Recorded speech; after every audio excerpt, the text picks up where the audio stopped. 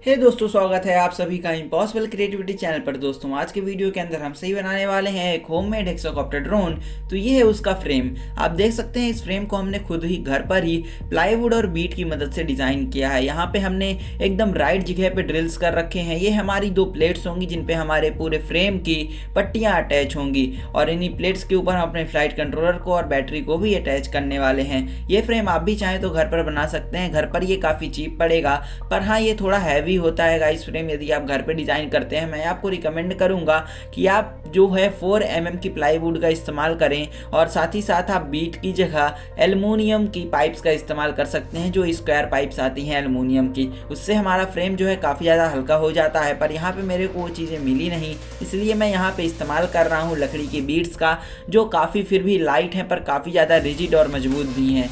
यहाँ पे हमने अपने मोटर क्लैंप के लिए ड्रिल कर लिया है। यहाँ पे हम अपने मोटर को फिक्स करते हैं और ये ड्रिल्स आपको सही ढंग से करनी है। मतलब जो आपका मोटर क्लैंप है वो उसकी जो वायर है वो अंदर की तरफ होनी चाहिए, तभी आपका मोटर जो है सही डायरेक्शन में लग पाएगा। और यहाँ पे ये है हमारी सारी बीट्स और इन्हीं के ऊपर हमने अपने सारे ड्रिल्स को कंप्लीट किया है। सो आज जब हम बात करते हैं आगे अपने मोटर के बारे में, तो यहाँ पे हम मोटर जो है वो 1000 केवी की मोटर का इस्तेमाल कर रहे हैं। यहाँ पे 1000 की केवी की मोटर का इस्तेमाल करना एकदम वाजिब है गाइज। आप इससे चाहें तो हैवी मोटर भी इस्तेमाल कर सकते हैं, पर इससे कम की यदि आप इस्तेमाल करते हैं 1400 केवी, तो हो सकता है आपके ड्रोन को काफ़ी ज़्यादा पावर लगानी पड़े। पर यहाँ पे 1000 केवी के अंदर हमें काफ़ी ज़्यादा स्मूथ रनिंग देखने को मिल जाती है। साथ ही साथ हम 1000 केवी के अंदर अगर हम 1045 प्रोपेलर का इस्तेमाल करते हैं तो यहाँ पे हमें कोई भी ज़्यादा हीटिंग देखने को नहीं मिलती। तो इस मोटर को हमें यहाँ पे कुछ इस तरीके से मोटर क्लैंप के ऊपर फिक्स करना होता है। यहाँ पे हमने मोटर क्लैंप को इस तरीके से रखा है और फिर ड्रिल किया है, जिससे कि जब हम इसमें नट को टाइट करें तो हमें यहाँ पे कोई भी मेजरमेंट के अंदर डिफेक्ट देखने को ना मिले कि हमने फ्रेम बना लिया है तो हमारे को बाद में डिफेक्ट देखने को मिल रहा है। इसीलिए यहाँ पे मोटर को मोटर क्लैंप में एक बार लगा दीजिए, उसके बाद पॉइंट मार्क कर लीजिए, उसके बाद ही आप ड्रिलिंग कीजिए। यहाँ पे मैं 6 ब्रशलेस मोटर्स का इस्तेमाल करने वाला हूँ, जो कि सभी 1000 केवी की हैं। यहाँ पे ये कोई ब्रांडेड ब्रशलेस मोटर्स नहीं है, पर यदि आप बिगिनर हैं और केवल एक प्रोजेक्ट के लिए, not for a regular use के लिए आप ड्रोन नहीं बनाना चाहते, मतलब नॉर्मली आप ड्रोन बनाना चाहते हैं, तो आप इन मोटर्स का इस्तेमाल कर सकते हैं। हालांकि ये उतनी ज़्यादा भी इफिशियंट नहीं होती हैं। यदि आप चाहें, आप बहुत ज़्यादा परमानेंट यूज़ के लिए ड्रोन बनाना चाहते हैं, तो आप चाहें तो अदर कंपनीज़ की रेसर स्टार या ईमैक्स की मोटर्स का इस्तेमाल कर सकते हैं। यहाँ पे हमारा फ्रेम जो है एकदम असेंबल्ड वे के अंदर इस तरीके से दिखेगा। यहाँ पे हमने अभी कोई भी नट को अटैच नहीं किया है, पर ये काफ़ी ज़्यादा बड़ा फ्रेम है गाइज। ये इसका जो डायमेंशन है वो अबाउट 700 सेंटीमीटर से भी ज़्यादा है। मीन्स इसका जो रेडियस हमें डायमीटर देखने को मिल जाता है वो हमें 700 सेंटीमीटर का देखने को मिलता है। और ये फ्रेम काफ़ी ज़्यादा हैवी भी है, बट हाँ ये फ्रेम काफ़ी ज़्यादा मजबूत भी है गाइज।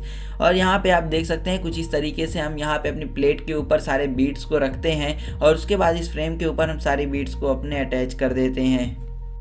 सो गाइस ये है वो नट बोल्ट जिसका हम इस्तेमाल कर रहे हैं। आप चाहें तो अगर आपके ड्रिल मशीन के अनुसार ही आप जो ड्रिल बिट इस्तेमाल किया है उसके अनुसार आप नट बोल्ट इस्तेमाल कर सकते हैं। आप चाहें तो इससे छोटे नट बोल्ट्स का भी इस्तेमाल कर सकते हैं। यहाँ पे हमने अपने सारे नट बोल्ट्स को अटैच कर दिया है और इन्हें टाइट भी कर दिया है गाइस।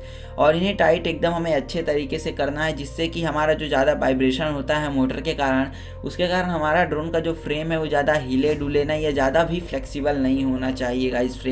रेसिंग फ्रेम तो रिजिड और मजबूत होने चाहिए। ज़्यादा फ्लेक्सिबल फ्रेम जो होते हैं वो आपकी ड्रोन की स्टेबिलिटी को कम कर देते हैं। यहाँ पे हमने अपने सारे मोटर्स को अटैच कर दिया है। आपको ही मोटर्स के क्लैंप की साइज़ के अनुसार ही नट बोल्ट्स को ख़रीदना है और उन्हें वहाँ पे अटैच कर देना है। ये है हमारा पावर डिस्ट्रीब्यूशन बोर्ड, जो कि हमारी बैटरी से पावर लेकर के हमारे इलेक्ट्रॉनिक स्पीड कंट्रोलर्स तक पावर सप्लाई करता है। यहाँ पे पॉजिटिव में हम ESC की रेड वायर को सोल्डर करते हैं और निगेटिव में हम ESC की ब्लैक वायर को सोल्डर करते हैं। यहाँ पे हमने ESC की वायर्स का एक्सटेंशन कर रखा है, जिससे कि हम इसे सोल्डरिंग कर सकें। चूँकि ये फ्रेम बड़ा है और हमारी ESC की वायर्स उतनी बड़ी नहीं आती हैं। साथ ही साथ हमें यहाँ पे एक बैटरी कनेक्टर को भी सोल्डर करना पड़ता है, जिससे कि हम अपनी बैटरी को कनेक्ट कर सकें। यहाँ पे हमने XT60 बैटरी कनेक्टर का इस्तेमाल किया है। ये देख सकते हैं हमने अपने ESC के वायर्स का एक्सटेंशन किया है, पर हमने यहाँ पे कनेक्टर्स को काट के काफ़ी अच्छे तरीके से वायर्स को टाई अप किया है और काफ़ी अच्छे तरीके से हमने यहाँ पे सोल्डरिंग कर रखी है। आप देख सकते हैं ये हमारा XT60 कनेक्टर जो कि हमने यहाँ पे भी कनेक्ट कर रखा है। ये पावर डिस्ट्रीब्यूशन बोर्ड से आप ऑक्टोकॉप्टर भी बना सकते हैं, जो कि हमने अपने चैनल पर पहले ही बनाया है। तो ये पावर डिस्ट्रीब्यूशन बोर्ड आपके 8 ESC साथ ही साथ एक बैटरी कनेक्टर को होल्ड करने के लिए काफ़ी है। यहाँ पे हम 6 इलेक्ट्रॉनिक स्पीड कंट्रोलर्स का इस्तेमाल कर रहे हैं। ये है हमारे ब्रशेस मोटर की वायर, जिसमें कि हमारी रेड वायर है पॉजिटिव के लिए, येलो वायर है सिग्नल के लिए और हमारी ब्लैक वायर है निगेटिव के लिए। हमारी सिग्नल की येलो वाली वायर हमेशा ESC के बीच वाले वायर से अटैच होगी और बाकी जो पॉजिटिव और निगेटिव के लिए ब्लैक और रेड वायर हैं वो हमारे ESC के साइड वाली 2 वायर से अटैच होंगी। और यदि आपको डायरेक्शन नहीं मिल रहा, जिस डायरेक्शन में आपकी मोटर घूमनी चाहिए, तो आपके यहाँ पे रेड और ब्लैक वायर के कनेक्शन को इंटरचेंज कर देना होता है। पर यहाँ पे हमें याद रखना है कि येलो वायर जो है वो हमेशा ही ESC के मिड वाले वायर से ही अटैच होगी, क्योंकि सिग्नल के वायर का हमें इंटरचेंज नहीं करना होता है। यह है हमारी ऊपर की प्लेट, जिसे कि हमने खुद डिज़ाइन किया है और यहाँ पे हमने कुछ ड्रिल्स कर रखे हैं जिससे कि हम बड़े स्क्रूज़ को लगा सकें, जिसके कारण हमें नीचे भी स्पेस मिल जाए, साथ ही साथ ऊपर तो हमें स्पेस मिल ही रहा है। तो यहाँ पे हम सारे बड़े स्क्रूज़ का इस्तेमाल करने वाले हैं, जिसके कारण हमें यहाँ पे काफ़ी ज़्यादा स्पेसिंग देखने को मिल जाती है इस प्लेट के नीचे, जहाँ पे हम अपनी बैटरी को अटैच कर सकते हैं और हमें यहाँ पे कुछ एक्स्ट्रा लैंडिंग गियर या एक्स्ट्रा बैटरी प्लेट लगाने की ज़रूरत नहीं होगी। इससे हमारे ड्रोन का जो वजन है वो भी कम होगा और ड्रोन काफ़ी ज़्यादा एफिशिएंट होगा और इससे हमारे ड्रोन का फ्लाइट टाइम भी बढ़ेगा। आप देख सकते हैं यहाँ पे केवल 2 स्क्रूज़ का इस्तेमाल किया है और जो कि बहुत ही ज़्यादा काफ़ी है, मोर देन एनफ है और काफ़ी ज़्यादा स्टेबल है हमारी ये प्लेट ऊपर की तरफ भी। ये सारी प्लेट को अटैच करने के बाद हमने यहाँ पे टाई कर दिया है रबड़ की मदद से सारी वायर्स को, जिससे कि हमारा जो है फ्रेम नीट और क्लीन दिखे। साथ ही साथ जब प्रोपेलर हमारा रोटेट करे तो ये वायर्स वहाँ पे फंसे नहीं। आपको यहाँ पे कुछ वायर्स निकली हुई दिख रही होंगी, जो कि हमारे के फ्लाइट कंट्रोलर के ऊपर ये सारी वायर्स जाके लगने वाली हैं। तो यहाँ पे हमें इस तरीके से इन्हें या तो टेप की मदद से या तो रबड़ की मदद से हमें इन्हें अच्छे तरीके से एकदम फिक्स कर देना है और अच्छे तरीके से अटैच कर देना है। अब हम बात कर देते हैं अपने फ़्लाइट कंट्रोलर के बारे में। तो ये है KK 2.1 फ़्लाइट कंट्रोलर, जिसे कि अक्सर इस्तेमाल किया जाता है हमारे द्वारा और ये काफ़ी ज़्यादा बिगिनर के लिए चीप फ़्लाइट कंट्रोलर है। काफ़ी जगह पे ये आपको 1500 रुपये से लेकर के 4000 रुपये तक में काफ़ी ईजिली मिल जाएगा। यहाँ पे आप देख सकते हैं कि इससे हम ऑक्टोकॉप्टर तक बना सकते हैं और ये फ़्लाइट कंट्रोलर के अंदर हमें कोई भी एंटी वाइब्रेशन पैड की इस्तेमाल करने की ज़रूरत नहीं होती। इसे आप डायरेक्टली फ्रेम पर अटैच कर सकते हैं। यहाँ पे हमने डबल साइडेड टेप की मदद से इसके पीछे टेप लगा दिया है, जिससे कि हम इसे डायरेक्टली अपने फ्रेम के ऊपर चिपका सकें। और हमें यहाँ पे काफ़ी अच्छे तरीके से इसे टाई अप करना है, क्योंकि ड्रोन जब फ्लाई करता है तो काफ़ी ज़्यादा वाइब्रेट करता है, जिसके कारण अगर हमारा फ़्लाइट कंट्रोलर हल्का भी खुला तो गाइस हमारा ड्रोन जो है क्रैश होना तय है। और ये आप देख सकते हैं, ये हमारा फ्लाई स्काई का i6 ट्रांसमीटर जिसका हम इस्तेमाल करने वाले हैं। ये है हमारा फ्लाई स्काई का IA6B रिसीवर, जो कि हमारे i6 ट्रांसमीटर के साथ ही आता है। यहाँ पे हम इसी 6 चैनल रिसीवर का इस्तेमाल करने वाले हैं। ये है हमारी बाइंड की। तो जब भी आप नया ट्रांसमीटर परचेस करते हैं तो वहाँ पर आपको बाइंड की देखने को मिल जाती है, जिससे कि हम अपने ट्रांसमीटर को अपने रिसीवर के साथ बाइंड कर सकें। इस बाइंड की को आपको लगाना है, आपको बाइंड ऑप्लिक VCC वाले पोर्ट के अंदर। यहाँ पे बाइंड/VCC पोर्ट है, जो यहाँ पे आपको अपनी बाइंड की को लगा देना है किसी भी ओरिएंटेशन में, उससे फ़र्क नहीं पड़ता। यहाँ पे आप किसी भी ओरिएंटेशन में इसे लगा दीजिए। उसके बाद आपको यहाँ पे एक इलेक्ट्रॉनिक स्पीड कंट्रोलर लेने की ज़रूरत है। यहाँ पे आपको लास्ट पोर्ट में ही अपनी बाइंड की लगानी है। यहाँ पे हमने 30 एम्पेयर का इलेक्ट्रॉनिक स्पीड कंट्रोलर दिया है, जिससे कि हम अपनी बैटरी सप्लाई कर सकें अपने रिसीवर की तरफ। और यहाँ पे हम इस्तेमाल कर रहे हैं अपने लिपो बैटरी का। यहाँ पे आप देख सकते हैं हमारी जो येलो वायर है वो सिग्नल के लिए है, रेड वायर पॉजिटिव के लिए है और ब्लैक वायर निगेटिव के लिए है।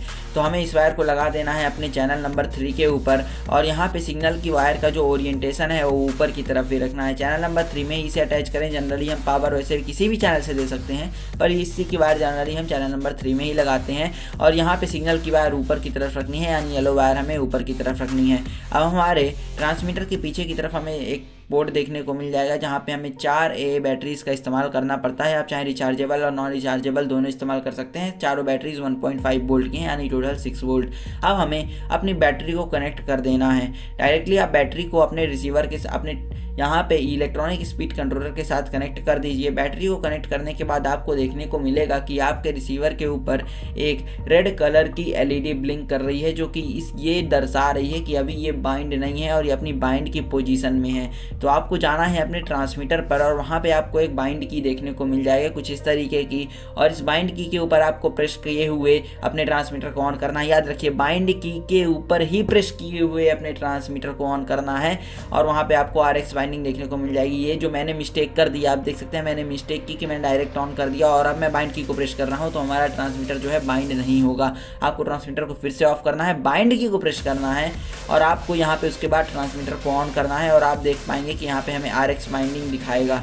देख सकते हैं आप RX बाइंडिंग होके आपको दिखा के आया और अब आपका जो रिसीवर का यहाँ पे कॉलम शो होने लग रहा है और हमारी जो ये LED है वो सॉलिड रेड हो चुकी है, मतलब कि हमारा ट्रांसमीटर हमारे रिसीवर के साथ बाइंड हो चुका है। अब हमें अपनी बाइंड की को बाहर की तरफ निकाल देना है, साथ ही साथ अब हमें अपनी बैटरी को भी डिस्कनेक्ट कर देना है।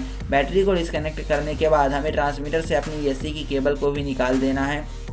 अब हमें यहाँ पे ज़्यादा कुछ नहीं करना, आपको अपने रिसीवर को यहाँ पे डायरेक्टली लेना है और उसके बाद इसके ऊपर डबल साइडेड टेप लगाने हैं पीछे की तरफ और इस रिसीवर को हमें अटैच कर देना है अपने फ्रेम की ऊपर की प्लेट की तरफ। यहाँ पे बाइंड मैं चाहता तो बता सकता था मैं आपको बाद में भी, पर मैं चाहता हूँ कि आप बाइंड अलग से ही सीख लें तो ज़्यादा अच्छा होता है।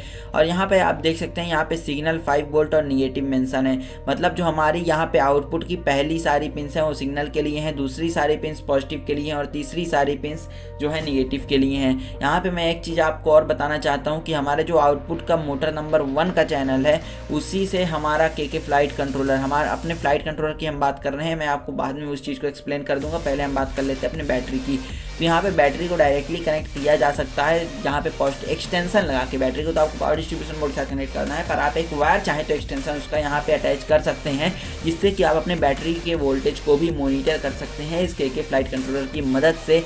और साथ ही साथ आप यहाँ पे बैटरी फेल सेफ का भी इस्तेमाल कर सकते हैं, जो कि मैंने अपने के फ्लाइट कंट्रोलर सीरीज़ में एक्सप्लेन किया है। यहाँ पे आपको एक के फ्लाइट कंट्रोलर के साथ बजर दिया जाता है, आप इस बजर को यहाँ पे अटैच कर सकते हैं। आप देख सकते हैं यहाँ पे पॉजिटिव और निगेटिव का झोल है, तो यहाँ पे आपके बजर में जो रेड वायर है वो निगेटिव की तरफ लगाइएगा और जो पॉजिटिव जो ब्लैक वायर है वो निगेटिव की, या जो हमारी रेड वायर है उसे पॉजिटिव की तरफ लगाइएगा, जो हमारी ब्लैक वायर है उसे निगेटिव की तरफ लगाइएगा। और यहाँ पे आप देख सकते हैं सारी कनेक्शंस और सारी चीज़ें आपको किस तरीके से कनेक्ट करना है। तो यहाँ पे हमें उसी तरीके से एकदम क्रम में कनेक्ट करना है जिस तरीके से मैंने आपको डायग्राम में दिखा दिया कि हमारा मोटर 1 कौन सा होता है, मोटर 2 कौन सा होता है, मोटर 3 कौन सा होता है, किस मोटर की क्या डायरेक्शन है, ये सारी चीज़ें आपको ध्यान में रखकर ही कनेक्ट करनी है। यहाँ पे हमने ESC के वायर्स का एक्सटेंशन किया है। मैं आपको एक चीज़ बताने वाला था कि हमारे जो मोटर का आउटपुट नंबर 1 है के फ्लाइट कंट्रोलर का, वहीं से केवल हमारा के फ्लाइट कंट्रोलर पावर लेता है, इसलिए याद रखिएगा कि उस पिन में पॉजिटिव और निगेटिव, और यहाँ पे जो मैंने ESC इस्तेमाल किए हैं वो विथ BEC ESC हैं, मतलब कि ये हमारी पावर सप्लाई का भी काम कर सकते हैं। यहाँ पे हमने रिसीवर का भी कनेक्शन अपने कर दिया है फ्लाइट कंट्रोलर के साथ, आप देख सकते हैं। जैसे ही यहाँ पे चैनल 1 कनेक्शन चैनल 1 के साथ, 2 का 2 के साथ, 3 का 3 के साथ, 4 का 4 के साथ, 5 का 5 के साथ, यहाँ पे 4 चैनल मैंडेटरी है, 5वें चैनल का हम इस्तेमाल सेल्फ लेवल को ऑन या ऑफ करने के लिए कर रहे हैं। तो अब हमें करना है बैटरी को कनेक्ट और करना है के फ्लाइट कंट्रोलर से इसकी प्रोग्रामिंग कैसे करना है, वैसे के फ्लाइट कंट्रोलर कैसे इस्तेमाल करना है, इसका मैंने बेसिक इंट्रोडक्शन पहले ही अपने के सीरीज़ की सारी वीडियोस के अंदर दे दिया था। प्लेलिस्ट में जाके या फिर डायरेक्टली चैनल पे जाके उसे चेकआउट कर सकते हैं। अब हम यहाँ पे आ चुके हैं, अब हमें यहाँ पे डायरेक्टली जाना है अपने फैक्ट्री रीसेट की तरफ। सबसे पहला काम जो हमें करना होता है फैक्ट्री रीसेट, जो भी पुराने सेटअप्स है उन्हें डिफ़ॉल्ट सेटिंग पर लाइए, अदरवाइज़ आपका ड्रोन में कुछ भी चेंजेस है और डायरेक्ट सेलेक्ट कर रहे हैं तो कुछ प्रॉब्लम हो सकता है। यहाँ पे आपको सारे ओके देखने को मिलेंगे। अब आपको यहाँ पे सेलेक्ट करना है आप कौन सा मॉडल बना रहे हैं। तो भैया हमने यहाँ पे हेक्साकॉप्टर एक्स को एक्स मोड का मॉडल बनाया है, तो हम यहाँ पे हेक्साकॉप्टर एक्स मोड सेलेक्ट कर लेंगे। अब आपको यहाँ पे देखना को मिल जाएगा आपका पहला मोटर कौन सा है, उसका डायरेक्शन क्या होना चाहिए। पहला मोटर हमारा क्लॉकवाइज है, दूसरा काउंटर क्लॉकवाइज, तीसरा क्लॉकवाइज, चौथा काउंटर क्लॉकवाइज, 5वां क्लॉकवाइज और 6वां काउंटर क्लॉकवाइज मोटर है। ये सारी चीज़ें एक फिजिक्स के फिनोमिना से चलती हैं कि एक मोटर क्लॉकवाइज डायरेक्शन में घूमेगी, एक काउंटर क्लॉकवाइज, जो कि मैंने भी एक चैनल के अंदर एक्सप्लेन किया था कि हमारा ड्रोन कैसे फ्लाई करता है। इसी वीडियो के अंदर ये सारी बातें एक्सप्लेन नहीं की जा सकती हैं, चाहें तो आप उस वीडियो को भी देख सकते हैं कि कैसे हम यहाँ पे अपने हमारा ड्रोन फ्लाई करता है। हमें यहाँ जाना है अपने SAC कैलिब्रेशन पर और यहाँ पे एयरक्राफ्ट को लेवल सरफेस के अंदर रखना है, उसके बाद कंटिन्यू प्रेस करना है और 5 सेकंड तक हमें फ्लाइट कंट्रोलर को बिल्कुल भी हिलाना नहीं है, मतलब हमारे ड्रोन को बिल्कुल भी नहीं हिलाना है और यहाँ पे ओके कर देना है। 5 सेकंड बाद आप देखने को मिलेगा। यहाँ पे आपको याद रखना है X और Y की वैल्यू में ज़्यादा डिफरेंस नहीं होना चाहिए। अगर ज़्यादा डिफरेंस हो रहा है तो हो सकता है आपका कैलिब्रेशन अच्छे तरीके से नहीं हुआ या फिर आपने लेवल्ड सरफेस के अंदर इस चीज़ को नहीं रखा है। अब आपको यहाँ पे कंटिन्यू कर देना है, कैलिब्रेशन सक्सीड आ जाएगा। कैलिब्रेशन सक्सीड होने के बाद हमें ऊपर की तरफ आना है और यहाँ पे हमें जाना है सेल्फ लेवल सेटिंग के अंदर। हम यहाँ पे कोई भी चेंज नहीं करेंगे, पर सेल्फ लेवल सेटिंग के अंदर हम यहाँ पे इस्तेमाल सेल्फ लेवल करने वाले हैं, पर अभी कोई चेंज नहीं कर रहे हैं। मोड सेटिंग के अंदर हम सेल्फ लेवल को है ऑक्सिलरी चैनल से कंट्रोल करने वाले हैं, इसलिए यहाँ पे हम ऑक्सिलरी रख रहे हैं। अब हम बात करते हैं अपने रिसीवर टेस्ट की। तो यहाँ पर रिसीवर टेस्ट के अंदर हमारी सारी वैल्यूज़ को 0 पे रखना है, मतलब जो हमारी ट्रिम बटन्स की बात है वो सारी 0 पे ही होनी चाहिए। सो गाइस मैं यहाँ पे आपको बता दे रहा हूँ कि हमारी ट्रिम बटन्स कौन सी होती हैं। आप देख सकते हैं 4 मैंडेटरी चैनल्स के पास हमारी ट्रिम बटन्स देखने को मिल जाती हैं। ये सारी हमारी ट्रिम बटन्स है और इन्हीं का आगे पीछे करके इस्तेमाल करके हम यहाँ पे जो है सारी चीज़ें चेंजेस कर सकते हैं और इनकी वैल्यूज़ को 0 पे ला सकते हैं। और ये हमारा जो है जिस स्विच को मैं अभी प्रेस कर रहा हूँ वो स्विच है, उसे हम ऑक्सिलरी चैनल की तरह इस्तेमाल करने वाले हैं अपने सेल्फ लेवल को ऑन या ऑफ करने के लिए। तो कुछ इस तरीके से आपको सारी वैल्यूज़ को 0 पे ला लेना है और ऑक्सिलरी चैनल के साथ कुछ चेंजेस नहीं करने हैं। सिंपली ये नेगेटिव में है तो ऑफ है, पॉजिटिव में है तो ऑन ही होगा। और यहाँ पे बात कर लेते हैं हम PI एडिटर के बारे में। तो यहाँ पे हम इसमें भी कुछ चेंजेस नहीं करने वाले, इसे डिफ़ॉल्ट पर ही हम छोड़ देने वाले हैं। और यहाँ पे आपको काफ़ी सारे इंटरफेसेस देखने को मिल जाएंगे, पर हमें इनके साथ कुछ भी नहीं करना है। मैं यहाँ पे आपको सेल्फ लेवल ऑन या ऑफ करके दिखा रहा हूँ। तो कुछ इस तरीके से हमें यहाँ पे डिस्प्ले हो जाता है कि हमारा सेल्फ लेवल ऑन है या ऑफ है। अगर हमारा ट्रांसमीटर हमारे रिसीवर से कनेक्ट नहीं होगा तो यहाँ पे सेफ की जगह हमें एरर दिखाएगा। सो गाइज यहाँ पे आप देख सकते हैं हम अपनी सारी जो मोटर्स को रोटेट करने वाले हैं और आपको दिखाने वाले हैं कि हमारी मोटर्स का कौन सा डायरेक्शन कौन सा है। और अगर आपकी मोटर्स का डायरेक्शन मैच नहीं कर रहा है तो आपको कुछ चेंजेस करने की ज़रूरत है। यहाँ पे आप देख सकते हैं कैसी मोटर्स को मैं आपको डायरेक्शन डिस्प्ले कर रहा हूँ अपने हैंड की मदद से। और यदि आपका डायरेक्शन इनसे मैच नहीं कर रहा है, एक बार मैं फिर आपको एक्सप्लेन किए देता हूँ। जो मोटर 1 है वो क्लॉकवाइज, मोटर 2 काउंटर क्लॉकवाइज होना चाहिए, मोटर 3 क्लॉकवाइज होना चाहिए, मोटर 4 काउंटर क्लॉकवाइज होना चाहिए, मोटर 5 क्लॉकवाइज होना चाहिए और मोटर 6 काउंटर क्लॉकवाइज होना चाहिए।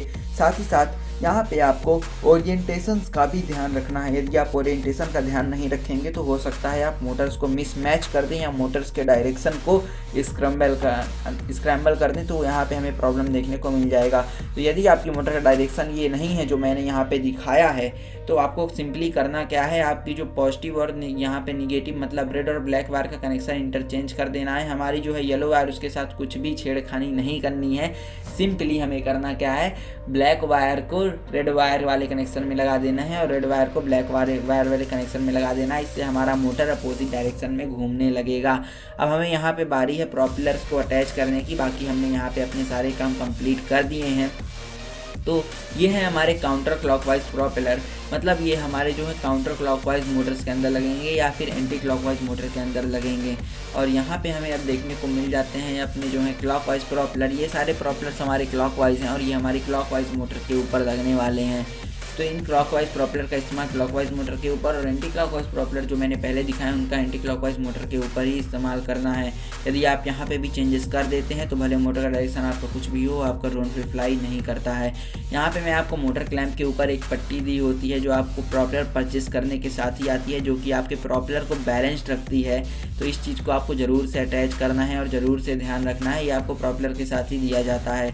और यहाँ पे हम अपने सारे प्रोपेलर्स को अटैच करने वाले हैं क्लॉकवाइज मोटर के ऊपर क्लॉकवाइज प्रोपेलर और एंटी क्लॉकवाइज मोटर के ऊपर anti clockwise propeller.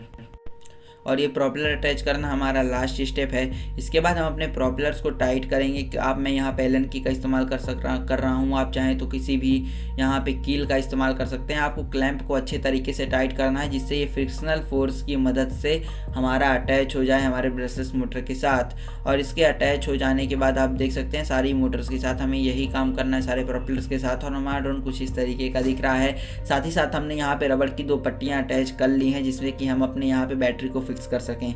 So guys हम पहुंच चुके हैं हमने टेस्टिंग ग्राउंड की तरफ। और यहाँ पे बेसिकली ये टेस्टिंग ग्राउंड नहीं, हमारे घर का छत है जहाँ पे हम ड्रोन को फ्लाई करने वाले हैं। और यहाँ पे आप देख सकते हैं हम अपने ट्रांसमीटर को अब ऑन कर रहे हैं। ट्रांसमीटर को ऑन करने के बाद हमें अपनी बैटरी को इस तरीके से कनेक्ट कर देना है। बैटरी को कनेक्ट करने के बाद हम यहाँ पे स्विच की मदद से अपने सेल्फ लेवल को ऑन कर देंगे। सेल्फ लेवल को ऑन करने के बाद हमें कुछ इस तरीके से अपने ड्रोन को आर्म कर देना है। जैसे ही हम थोड़ा आगे की तरफ बढ़ाएंगे तो यहाँ पे हमारा ड्रोन जो है कुछ इस तरीके से रोटेट होने लगेगा। यहाँ पे हमारे ड्रोन की सारी प्रोपेलर्स कुछ इस तरीके से रोटेट कर रहे हैं। तो गाइस एट लास्ट आप ड्रोन का फ्लाइंग वीडियो देख सकते हैं। ये काफ़ी ज़्यादा स्टेबल तो नहीं है, फिर भी ये स्मूथ और स्टेबल जनरली बिगिनर्स के लिए फ्लाई कर रहा है। मिलते हैं किसी नए वीडियो में किसी नए टॉपिक के साथ, तब तक के लिए गुड बाय।